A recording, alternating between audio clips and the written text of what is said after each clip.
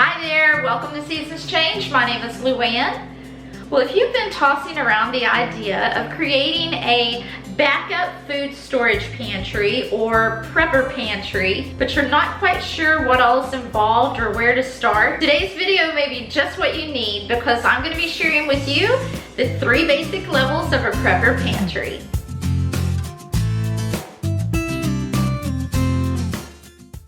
Well, before we jump into those 3 basic levels of a prepper pantry, I want to take a few moments to say welcome back to those of you that have been with me for a while, and welcome to those of you that are new. If this is your first time tuning into this channel, I would like to invite you to go ahead and hit that big red subscribe button and be a part of this homemaking community. And also, if you hit the notification bell, you will be notified each time that I post a new video. Now, if you've been with me for any amount of time, you've probably seen one of my pantry tours before.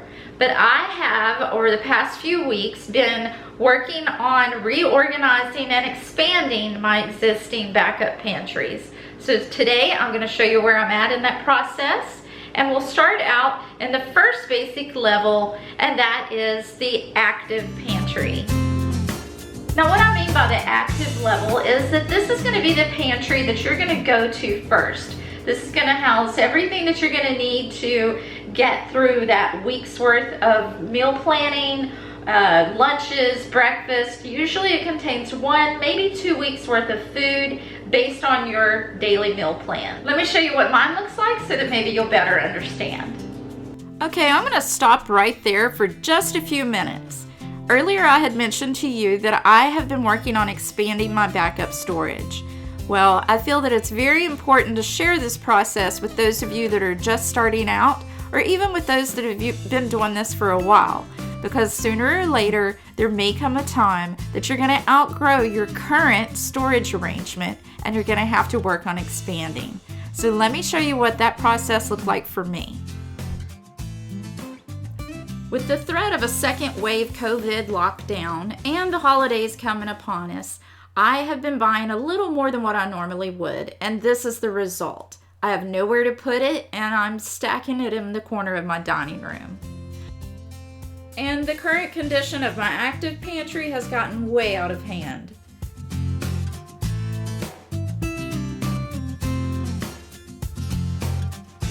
And this is a look of my backup pantry and how out of control it's gotten.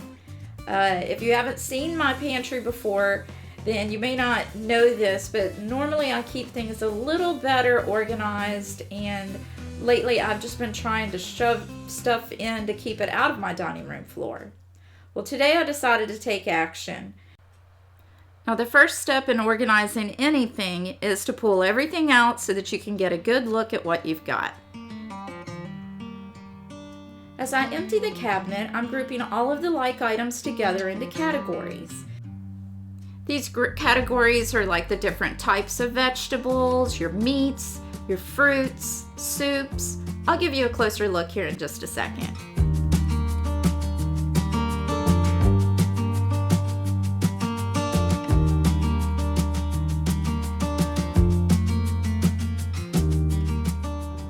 So here's an overview of all of the cans that I just took out of the cabinet, but that's not it. We can't forget all of the canned items that I also have in my active pantry. So I'm gonna get those now. All right, now I believe we have everything together, canned food at least. And now let's take a closer look at what I've got here so maybe you can get some ideas for your pantry. The first row is my green beans. Then we have some sweet peas, carrots. Next is a row of mixed vegetables.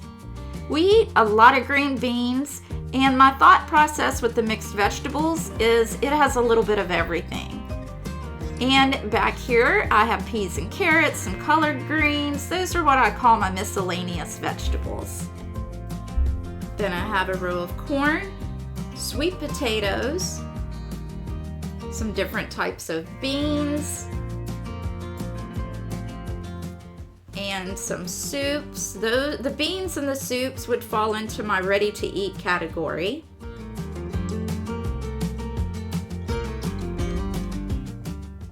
There are some of my cream soups. I mainly keep cream of chicken and some cream of mushroom on hand.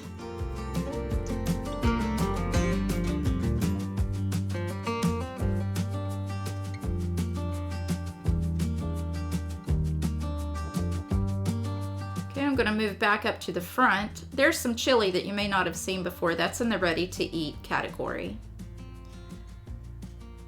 Okay, now this is a look at the broths that I have. I have some chicken broth and some beef broth. In the back there, I have some beets. The beets are gonna go with the miscellaneous vegetables. Here in the front is like another little miscellaneous category. These are mainly ingredients that are gonna go into recipes. I keep them in my active pantry. Now for the tomato-based items, I have some tomato paste, rotel, a few different types of diced tomatoes.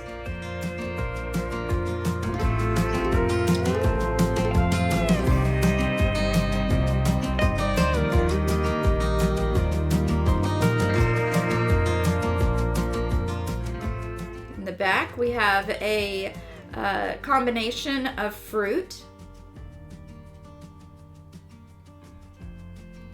And then that's going to bring us to the canned meat.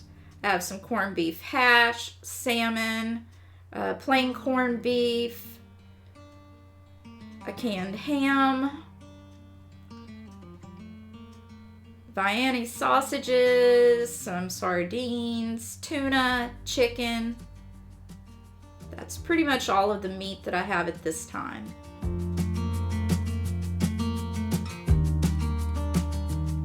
Okay, I think that's going to do it for the overview of my canned items. I'm trying to pack in as much information as I can into this one video, so I hope that some of you found this helpful, and I hope that it gave you some ideas. And for the others that may have found it boring, I apologize. So now we're going to move on, and the next step that I took was to go ahead and label these cans with the expiration dates. That way, at a glance, I can see what needs to be used first. I could do a whole separate video on actual expiration dates and what they mean, but I think for first-time preppers, let's just get an overview of the general expiration dates. Now, I will just continue the same process with the rest of the food. Now that you've seen this process, let's go back to where we left off with the 3 basic levels of a prepper pantry. Okay, so let's go in this first 2 set of cabinet doors here. And what I have here are these snack shelves. And we'll start at the top. On the top here, I have 2 different types of cereal and some chips. Come on over to this side. In that container, I have crackers and grits. And then the peanut butter and Nutella. And behind there is some chocolate syrup. Now on this next shelf is where you may find some items for lunch, which would be some soups, some ramen noodles, and I believe behind this container of soup I have some tuna and chicken that would also serve as a lunch. Okay, beside of that you're going to find a couple different types of breakfast and granola bars for a snack on the go. And now let's move down to the bottom shelf.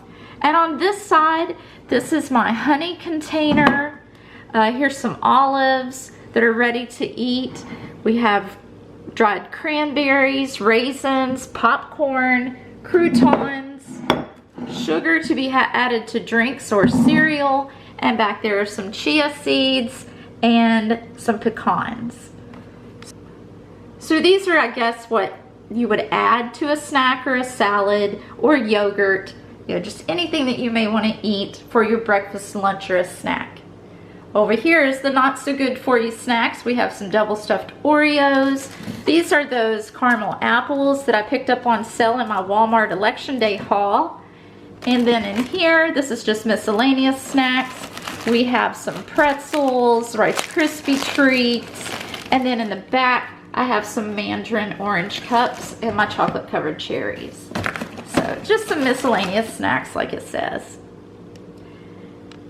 Also, right here we have a container. These are condiments from fast food. That's some Chick-fil-A sauce, and I got a couple syrups there, which are good to hold on to if I pack pancakes or waffles in my husband's lunch. I can just grab one of these and toss in there with it.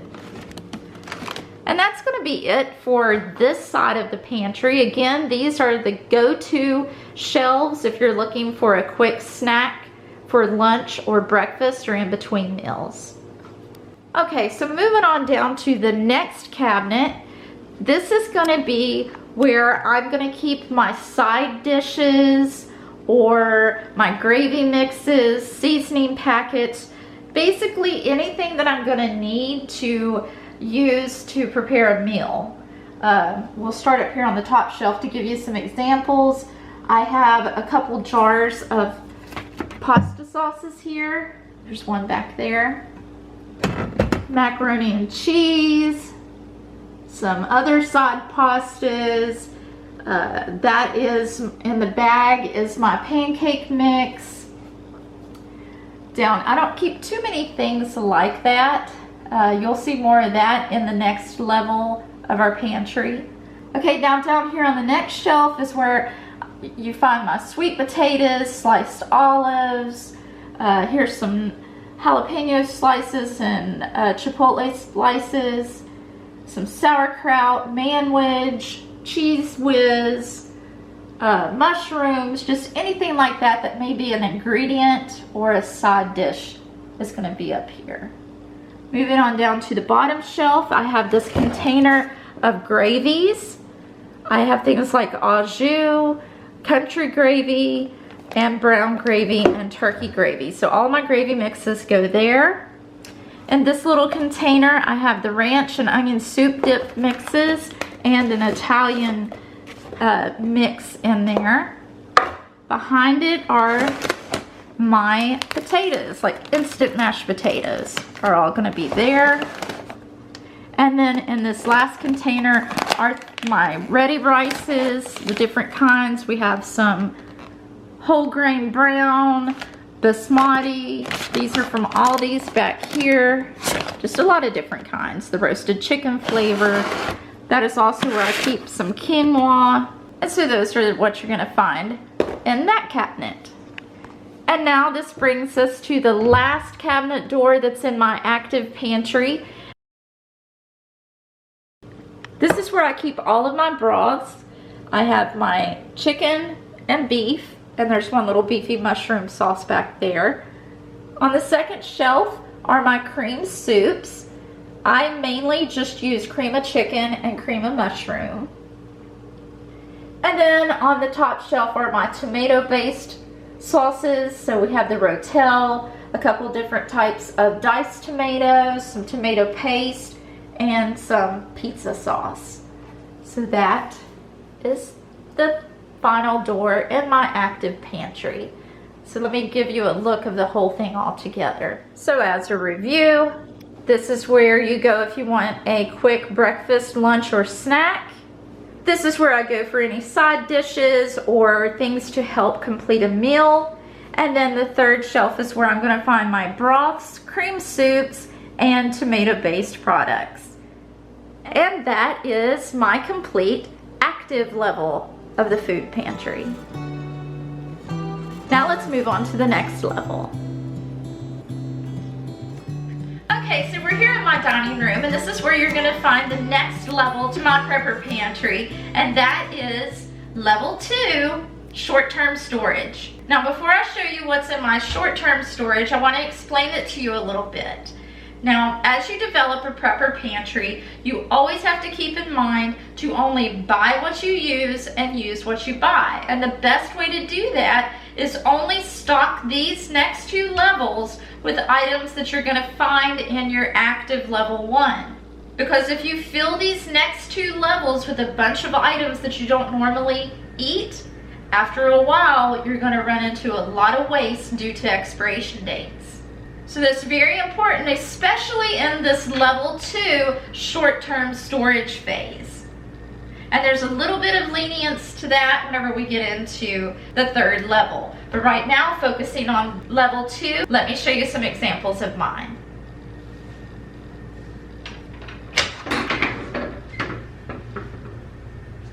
Okay, before we get into the food items that are in this pantry, I just want to point out that in order to have a backup food storage, you don't have to have a food room. You don't have to have this big elaborate shelving system. All that you need is a little bit of creativity. My phase 2 is in this cabinet, which actually used to be our entertainment center in the living room. And the only thing that I had to do is add this extra shelf in the middle, and I was good to go. So when it comes to where you're going to store that extra food, the possibilities are really endless. Okay, I always like to also stress that you don't have to spend a lot of money to store your foods. I use reusable jars to store my dry goods, and you'll see those throughout my pantries. Plus, here's another example of how you can use something that you already have, and that is this magazine rack. This is one of the wider ones, but it holds all of my cake mixes in it. They fit perfectly. I can have them right here, and it shows what kind, and I wrote the expiration date on each one of them. And the one that I have here out in the front, it has an expiration date of 12/20, so I know I have to use it first, and I have a whole year to use the rest of these, which is a good thing because in my area I can always find really good deals on these cake mixes. So if you find them, this is a good way to buy them up and keep them organized in your pantry. Okay, so you can see that fits perfectly right here on my top shelf, which is where I'm going to keep all of my baking type mixes. Now this isn't where I keep my flours and sugars, but this is where I'm going to keep the mixes for quick desserts. As you can see, I have some muffin mixes, some brownie mixes, there's a caramel apple kit. This is just kept in one of those can holders that you can get at the Dollar Tree. These have fallen over, but they fit in these perfectly. So I can just pull these. It makes it easy to pull them in and out and access what you need to. Here's another example of how I've used a magazine rack to organize my foods. This is all my Jell-O puddings, and this holds them perfectly as well. Anything that you can put your food into that you can easily pull in and out so that you can access those is always a good thing. Now I have this jar of icing sitting here because it's about to go out of date. So sometime this weekend I'm going to be making a devil's food cake with vanilla icing. Now moving right along, in this top basket up here are my things like the Hershey Cocoa.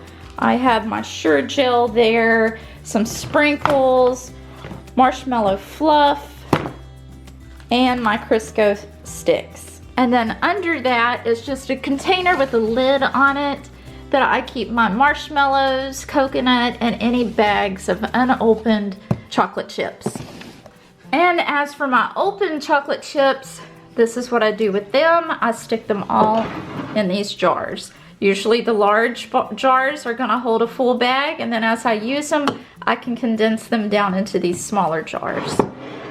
And then behind that is, let me get this out of here, cupcake liners, cookie cutters, candy molds, that kind of thing is what I keep in this container. And that's gonna be it for the top shelf.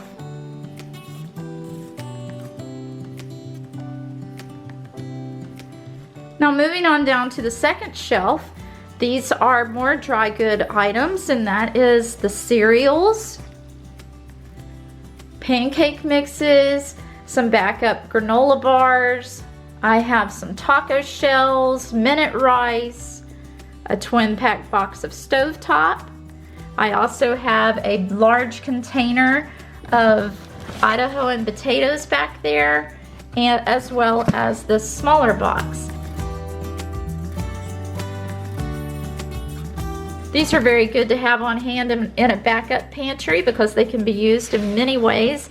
And if you want them simply as potatoes, all you have to do is add water. Here in another magazine rack, you're going to find my ramen noodles. And then in this one, I have my little pastas that in my area, I can get them for 25 cents each, so 4 for $1 at Aldi's. And most of these are going to be the elbow macaronis, but I do have one shell here. And then this last container is going to be my other pastas that I have. I have some fettuccine, some Alfredo, regular spaghetti, just any kind of extra pastas that I'll be using in meals, as well as a couple bags of risotto. And that's my second shelf. And now we're coming down here to my third and final shelf so far in this second level short-term storage. And this is where you're going to find all of my baking flours, sugars, oatmeal. I do have a jar of honey there, some basmati rice. Let's see, behind it is a container of Bisquick, a couple packages of dry yeast here. A good thing to do with these is keep them in the refrigerator, but I know I'll be using these soon. Further in the back, there's my bread flours, powdered sugars, brown sugar, cornmeal. Back here in the back, there is some xanthan gum, pinto beans, quinoa, and as you can see, like I said before, I like to reuse my glass jars, so it costs nothing to extend the life of, so it costs nothing for me to keep these in these jars. Also back there are some backup chia seeds for the ones in my active pantry. Okay, and then way back there in the back I have almond flour, coconut flour, and a jug of honey. So you can see nothing too crazy in here, and the key is to just, whenever it comes to storing these items, just use what you have. You don't have to make a huge investment. So there you have it. This is what my level 2 short-term food storage looks like. Now let's move on to level 3. Level 3 of the Prepper Pantry is long-term food storage, and I keep mine in an empty closet that we acquired after my son moved out. Now here in the third level of your Prepper Pantry, which is the long-term storage, you're going to find items like canned foods, things that come in jars, condiments, your nut butters, just anything that's going to have a longer expiration date. If you can and preserve foods, those type of items will also be stored in your long-term food storage. Now, another thing that I mentioned earlier is that along with buying what you use and use what you buy, that is very important in your active pantry and your short-term pantry due to the expiration dates, because you want to do whatever's possible to avoid waste. However, in the third level, this long-term storage, this is where you can house things that maybe you don't eat on a weekly basis, but you want to think ahead and be prepared for whatever crisis may arise. So my thoughts are, what can I eat if I have no electricity or running water? This is where you may want to store those items and stock up. The food kits that you can buy, that will be kept in this level of storage, just anything long term.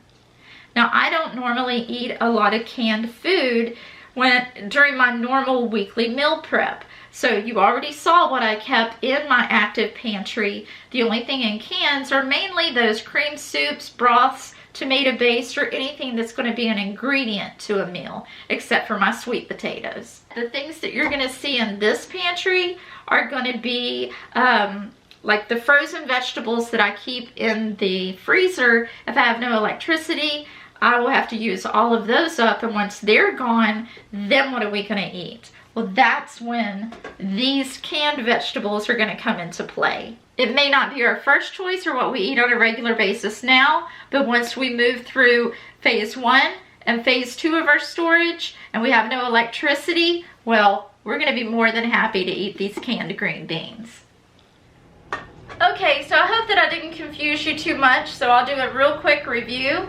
The 3 basic levels of a Prepper Pantry are the active level, short-term level, and long-term level.